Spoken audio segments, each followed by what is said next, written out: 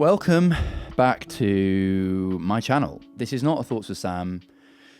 I've been away for a couple of weeks. Been all over the place. It was my birthday. Was going to do some worship with Sam stuff. Did an acoustic sort of spontaneous set. Then I've just been really busy. Been really wrestling with the idea of whether just the balance, as I've said before, around perfectionism and work. And I love making videos, and I love content, and I love speaking the truth. Sometimes I think I can get in my own head and really focus on working for this rather than it being a bubbling up of my joy and my affection for the truth and things I love to talk about. So anyway, all that to preface this video. I've just been sitting listening to podcasts because that's what I love to do. Was driving home from Bristol yesterday and saw that George had uploaded another video, and I'm sure you guys have seen how much I love George Janko, and just feel, I'm going to move this because it doesn't look very professional, does it really? Yeah, how much I've loved George's videos and how I love his podcast, and I just sense a lot of similarities between the way his, oh gosh, I'm tangled, just the way his brain works and his desire to be authentic and vulnerable and honest and accepting that he's a work in progress and that he's not there yet, but he's also not ashamed through his imperfection to hide away, or he's not ashamed in speaking what he believes to be true. And I pray that I do the same, because it's really easy when we are aware of our imperfection to be like, you know what, I'm not going to do anything because I don't want to hurt anybody and I don't want to say the wrong thing, especially in our culture of cancel culture. But I saw he uploaded a podcast episode with Mike, and Mike's also somebody who I, in the past, have just had massive affection for. I used to watch a lot of Logan Paul's videos. He was one of my favorite YouTubers growing up. Watched his Suicide Forest video straight away as soon as it was uploaded, because I was just an avid fan on New Year's of 2017. And George and Mike obviously used to be on the Impulsive podcast. George left because of some things that happened. If you guys don't know, this part of this episode, they'll probably go into that a little bit. But just to preface this, so Mike is a co-host on Impulsive, which is Logan Paul's podcast. George was a host on there too for a period of time. And then Logan made some remarks about Christianity and about Jesus, and there was like quite a lot of issues just culturally between the two. And George decided to leave and start his own podcast. And now, you know, as I've said on the podcast before, he did some episodes with some really, really cool people. Girls Gone Bible, he did one with Andrew Tate. He's just getting some really, really great guests on, and he's smashing it. And Mike's basically come on to rekindle that relationship and to talk through some of the things that I guess were the barriers or that were issues within the relationship, and trying to just have an honest conversation to talk about it, which I really respect as a guy. And I think just this conversation was really powerful, and I wanted to start a bit of, not even a series, but just part of this channel. Like, I love to react, or I love to look at things and I guess articulate or try and explain what's going on. I think that's one of my giftings. Bit like a political commentator or a religious commentator or something like that, just to look at and observe what's going on, take it in, sort of analyze it, and then express my thoughts on that. And I haven't really gone into that, even though it's a massive passion of mine and it's something I really enjoy to do. So there's quite a lot to this conversation. I'm going to sort of play some clips and we'll work through it, and I'll give some thoughts on the episode. But yeah, they talk about faith, they talk about dopamine, they talk about sort of the porn industry and Mike's sort of previous relationship with that. They talk about George and how he was hurt through some things that happened which caused him to leave Impulsive. They have a really long conversation. It's brilliant. There's lots of ups and downs. There's passionate moments. There's funny moments. But I'm just going to pull a few clips and just give some thoughts about them. We'll work through it together. Particularly, I want to focus on what Mike talks about halfway through around dopamine and phones, because I'm really passionate about that. And that really was my goal in this whole this whole conversation, this whole video. Like I listened to it yesterday and was like, wow, seems like this is something that's cropping up more and more and more. I've had a lot of conversations with people recently around dopamine, social media, all of that. So I wanted to just, felt like the Lord had dropped this at the right time, straight on my lap to talk about this. So anyway, before I get on too long, let's just go straight into the video. Right, here we go. Bang. Bang. There's a new spot open for my co-host. I'm just saying this show's doing pretty good for somebody that nobody watches. You want a piece of this? Yes. Not you, not Caleb, not Kevin, not Dylan. Nobody fucking called me when I got fired. This is showbiz, bro. Your response to that really fucking hurt. Your actions hurt me every day. I always hated being you guys. That's fighting words, bro. Look at me. That's fighting words, bro. I loved you and I hated you. Both of those times, I knew you were 10 other men. I called you crying. We had a really good relationship. You never cared. There is nothing that I regret with that relationship, but I will not bow anymore. I'm no longer his right hand. First of all, you were only his left. Yeah, you were the right because you them off so much. I'm just playing. I don't. One thing I wanted to say straight off the bat, I do just find it really funny how all these podcasts have such like catchy intros and like the really dramatic music. Like literally, if I literally go back like 20 seconds, you can literally just hear like all of the you and I hated you. Both of those times, I knew you were 10 other men. I called you crying. We had a really good relationship. You never cared. There is nothing that I... It's literally like the start to a movie, like when they're doing all the credits and all that. But anyway, doesn't really matter. Just a funny observation. But yeah, here we go. Straight into the conversation. Here we go. Other than that, I'm sorry for my filthy language. I got a little passionate. Sorry about that. But I hope you guys enjoy this honest, open conversation between me and an old friend. Do you want... Would you like to do the intro for like old time's sakes? Where are you going to give me? Oh. Whoops. I thought Caleb was going to do it. Welcome back to George Paulsive, the #1 podcast in the world. Thank you so much for listening, watching, and subscribing. Oh, boy, do we have an episode for you guys today. Do we have an episode? Oh, yeah, there's usually a clap there. When we used to go on impulsive trips, we used to take like hotel rooms, and sometimes our rooms were joint, and we would sit there and we would discuss life like in a very passionate way. Mm-hmm. And you were one of my only friends that I could discuss high level thoughts with that include feelings and concepts of sacrifice and growth. You are at a level where you could comprehend what maybe people in their 50s and 60s now will comprehend through the experience of life that you went through. I want to... That's something really important. First of all, I don't want to spend too long on this one point, but like George saying there that Mike was one of his only people he could actually have high-level, deep conversations with. I think as a guy, but I think also as human beings, like we need those people who we can have deep, meaningful conversations with. I used to really struggle with small talk.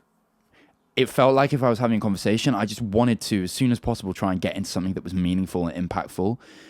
And I think that's something that naturally comes to me just because I just get bored of talking about surface level things, and whether that's the news or gossip or the weather or anything. I've grown up in such an environment like with Faith and at home with my parents, like where we've gone into really tough, difficult conversations very, very quickly.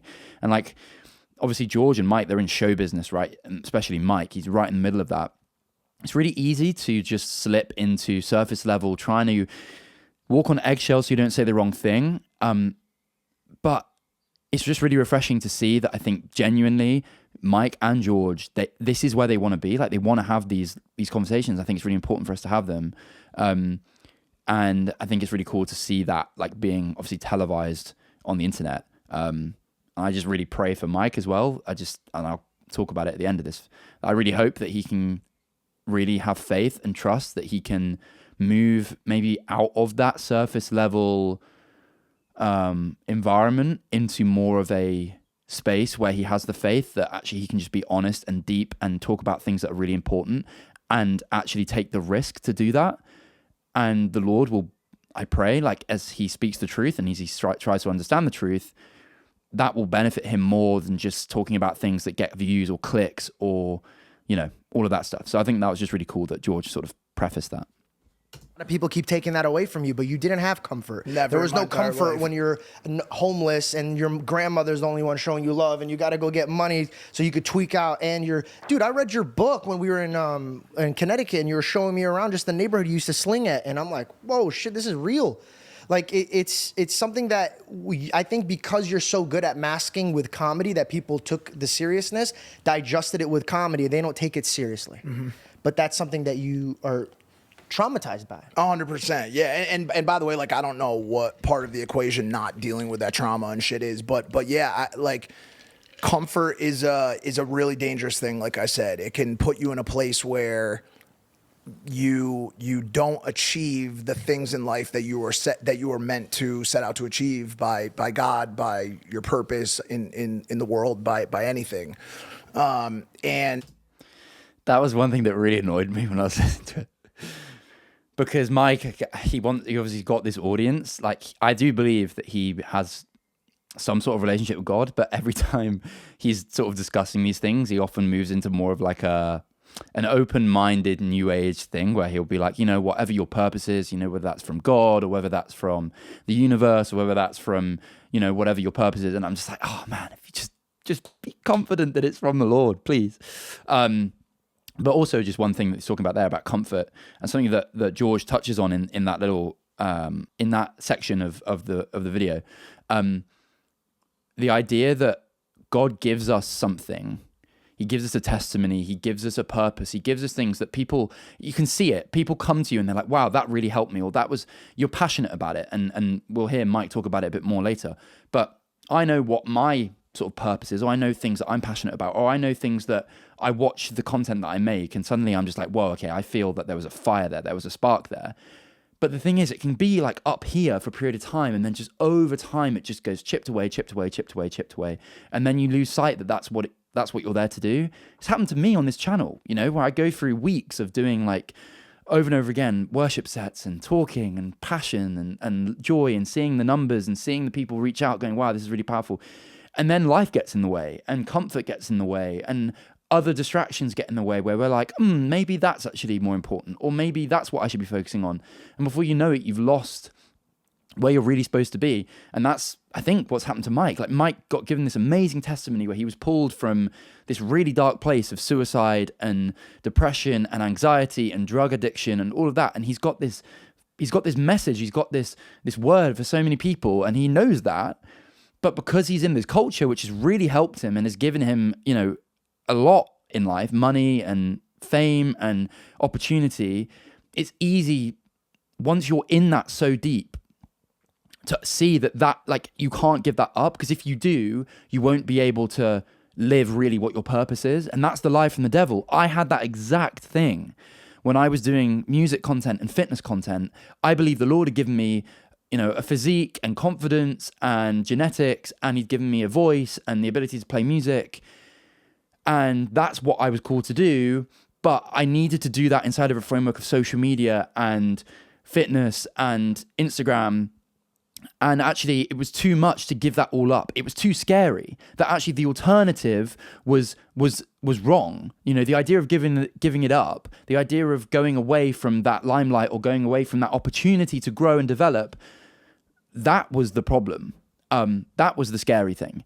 And in reality, it's the opposite. Giving that up, having the faith that the Lord was actually using me for his glory, that was how I got pulled from it. So it's really cool to see George and Mike talking about that there. Okay, so it turns out the camera died.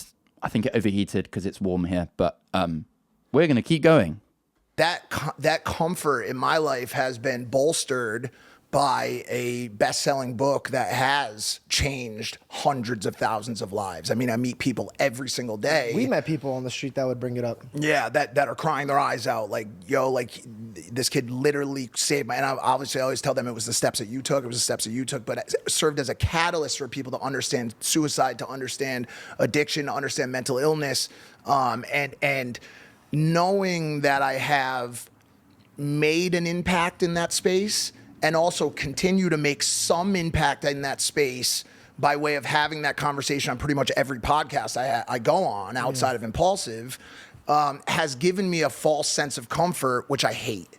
And my YouTube viewership has remained stagnant but steady, and a lot of people would love to have the position you're in, and that. So you stick with it. For sure. But can I ask you something? This gets deeper, and I wouldn't be able to address somebody unless I knew that they've encountered God. And by the way, I appreciate it, and I miss this, because George, one thing that you do is you hold people accountable. And even when they feel like they don't need it, and even when it's not perfect in approach, it's so important to have somebody be like, yo, I'm not okay with your comfort level. I'm not okay with your current output because you were meant for more. I'm having some issues with this camera because it's overheating. But I just wanted to move here to the idea of getting away from social media, digital world, and dopamine, and talk about it a little bit, because that's really the reason I wanted to do this. And I don't want it to be too long. So, yeah. If you're enjoying this format, please leave a like, leave a comment, subscribe. Just let me know how you're finding these, because I really enjoy them. If you don't like them, then I want to hear about it, really. And we can have a conversation about it. But I enjoy making them. I really enjoy listening and observing and talking about it. So, yeah, let me know in the comments if you're enjoying this. But let's go to the bit about dopamine and the digital world. Making a text-only design used to take hours of hard work trying to figure out how to get the right adjustment. Right, here we go. And I've just been thinking about, like, bro, more and more I've been discovering that this thing is this is the devil. I agree. Seriously, phones. I genuinely believe that one of the devil's best tactics. Like when he gave humans the ability, or when the Lord, theology. When the Lord gave the devil the power over the prince, the power of the air, he's the prince of the power of the air. He used phones and technology to do parts of his schemes. I also agree with Mike, and we can listen to more of what he has to say. Phones are one of his biggest metrics for distracting us, for infiltrating our minds, for giving us anxiety, for making us believe that God isn't glorifying or beautiful or worthy of praise, that everything else on our phones are more interesting and more satisfying. There are so many avenues that our phones can just give us access to depravity. So anyway, I just love the fact that he's talking about that. Let's get more into it. Promise you, bro. Promise you it is. I agree with you. Promise you it is. God, it can be God too, but more than, bro, 99% of it is the devil. Like, and you gotta use your device. You can't have your device use you. It's using most of us. It's using most I agree with of us. Mike It's so funny there. you bring this up. This stupid mic thing today. I'm so sorry. I'm just bro. holding it at this point. No, mine too. I don't know what happened. The You're just sitting here. This is not new. Like, but even before you say it, like, I've been thinking about a lot of. And thinking about and doing, as we said, are two very different things. I hope everybody watching that's the biggest learning from this episode. Like, stop thinking, start doing, and Definitely that. Stop thinking, start doing. It's so easy. I do it all the time. I have the gift of the gab, like these two. I'm in sales. Those two were in sales. Like, they are marketers, social media people. We can speak with power and conviction, but realistically, behind the scenes, it's really hard for us to put into practice what we know to be true. Some people struggle with that more. As Mike said, it takes 4 or 5 times for him to really get his arse in gear. Like me, sometimes. It takes me a bit of time to really believe and trust and just do it, get my head down. This is what he's saying. There's a difference between knowing and doing. And I think just let this be an encouragement. If this is the Lord placing this in front of you for the right reasons, there is something that is going to happen in our society. And I believe that more and more people are waking up to it. I woke up to it last year about our phones and dopamine and social media. And I'm going to talk a bit about that now, but we'll listen to a bit more of what he has to say. everything you've said about giving glory to God. I've really been wanting to see what 1 week away from that thing looks like and feels like. I like did it. No, I did it. Full it's the week? best. A full week? I had Jessica tell. I had an Apple Watch where I could receive texts and calls. Okay. And I literally told Jessica, I go, for 1 week, I'm removing it. I watched a dopamine cleanse on YouTube, and I was like, yo, I got to try this. Okay, talk to me. I took off my phone, bro, and it was 100% the happiest week I've ever had in my life. And here's another reason. Dude, you disconnect. When I mean you disconnect from your fears, you disconnect from everybody else's anxiousness and depression, their drama, their problems, dude, Twitter, I can't spend more than 10 minutes on Twitter. I don't even go on it anymore. So my thing is now, through that 1 week, it taught me a lot to change my habits. Like, let me give an example. I will never touch my phone the first thing in the morning. Before, I used to just roll, and while I'm in bed, you know the difference you'll have in your day if you just put yourself 30 minutes when you wake up without touching your phone. Massive. Just give yourself 30 minutes, Mike, just to unwind, wake up, just talk to yourself, gather your thoughts, breathe. Don't roll over and just feed, bro. Like, if you wake up and just start Kendrick dropped a diss track against Drake. Oh my God, it's out. This is what it sounds like. Drake's gay and he's not even black enough to say the N-word. Adam22 thinks this of it. Porn. Look at this person fucking somebody else. Oh my God, that person's head got blown off. Look at it here with the blood still all over it. Like, bro. Before you brush your teeth. Before you even step foot on the ground. Straight facts. It's programming you to say, okay, life is chaos, and this is all it can ever be. Like the devil, chaos, God, order. What George and Mike are hitting on right here is just the cheat code. I have days where sometimes I will be attached through dopamine and addiction, the pathways in our brain, where we do something that's satisfying to our head through dopamine. For example, spending a bit too much time on your phone, YouTube, Netflix series, replying to some texts, whatever. So the next morning, you'll be thinking about that and your body is used to it and you'll want to then roll out and check and follow up and fill your mind with that dopamine again. But as soon as you get attached to that dopamine hit, you'll be chasing more dopamine for the rest of the day. And the difference between not having that initial spike of dopamine from an input, i.e. a text message or a phone or looking at the news or reading something, and just going and sitting or going outside like I do, doing an ice bath, for example, or going in the shower or just being still and silent, the difference that can make in your whole day is insane. And let's get into more about the dopamine. So I, last year, praise God, was put through a really, really difficult situation and it led me to a really, really dark place, which I'll talk about through my testimony. I'm going to let that be like the initial period where I talk about all this stuff. But when that happened, I detracted, as I've talked about before, a lot of my life. And one of the key things the Spirit showed me was to remove social media. I got so broken, so dark, and so lost. I was like, you know what? This is it. Giving it all up. Gave up Twitter, gave up Instagram, gave up TikTok for many reasons, mainly because of what Mike had said. I was seeing loads of porn on Twitter. Instagram was just filled with loads of girls and loads of fitness content that was very much choice morsels in my head. Like, it was giving me dopamine, but I needed more and more and more dopamine in order to feel satisfied. And I got to realize, like, you know what? I feel like this constant desire for more is causing the small things in life that I know are actually really good and important to not be satisfying or making me happy. And that really upset me. And what I then found was this concept that I have coined, like clean dopamine versus dirty dopamine. There's a difference between satisfaction and pleasure. And that pleasure really realistically is just a way of explaining our dopaminergic system. That we seek pleasure, and that pleasure really is just a feeling that we have based on the dopaminergic system. So when we take in something that is dopaminergic, whether that's food, music, watching something on TV, something that we're taking in from the outside, it will fill us often with dopamine. It's that reward system, okay? It's that mechanism for motivation and chasing after something more. And most of the things that we have been programmed to consume, the consumerism, society, materialism, it's very much based on a dirty dopamine, something that you can take in with very little barrier to entry. The opposite is clean dopamine, something that takes effort and work, and often that's delayed. It's delayed gratification. For example, waking up, going downstairs and doing an ice bath, I have to go through the pain of going through the cold water exposure. That's difficult. It takes discipline to do it. But the dopamine and the reward, the serotonin that you get at the end, that's still dopamine, but it's clean. Like, you've had to work for it. There's something about that working for that dopamine which is different. Or climbing a mountain and getting to the peak, the pinnacle, you feel a sense of pride and joy and satisfaction. You look at the view around you.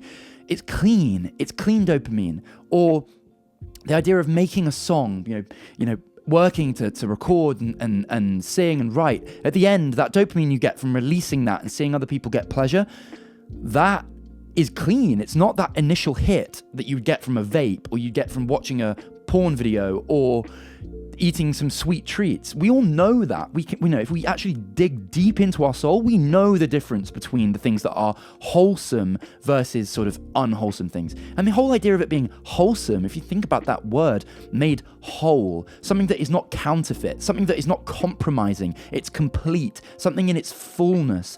Jesus talks about fullness of joy, not half joy, fullness of joy, the wholesomeness of something. And we can seek after those things, but the problem is we are living in a society that is so focused on pleasure, the deep instant gratification culture that we have. When you're in it, you have this dopaminergic threshold. Every time you seek more dopamine, the desire and the need for more goes higher and higher and higher, like caffeine. So you will go to look for more and more pleasure and more dopamine, which similar, we see this through like drugs, the gateway drugs. You need more and more exposure to those hits in order to get that high. Or pornography, something that a lot of people struggle with. You start with very low level when you're young, and then you get deeper and deeper and deeper. Before you know it, you're at the, you can't believe somebody outside looking at it and be like, how are you witnessing that? But you're so desensitized because you're just seeking after this hit of dopamine. You can't often pull yourself out of it yourself because you're a slave. You are literally a slave. You are being used by, I believe, the devil and his demonic forces. And he uses the avenues of social media and pleasure for that. But have hope, have hope. There is pleasure that can be found that leads to satisfaction. Those things that are pleasurable, that really bring true happiness. And that's something I found. The problem is that things that become so pleasurable, you need more and more pleasure. So the things that will really make you happy will not bring you pleasure. Let me say it again. You can seek so much pleasure in the world that the things that will really make you happy will stop bringing you pleasure. Things like waking up and taking in the fresh air in the morning, the birds that sing and you just stop and listen, the sunset as you drive home from work, or drinking a cold glass of water on a warm day. Those things, for many, many people, are so boring because they are needing more and more pleasure.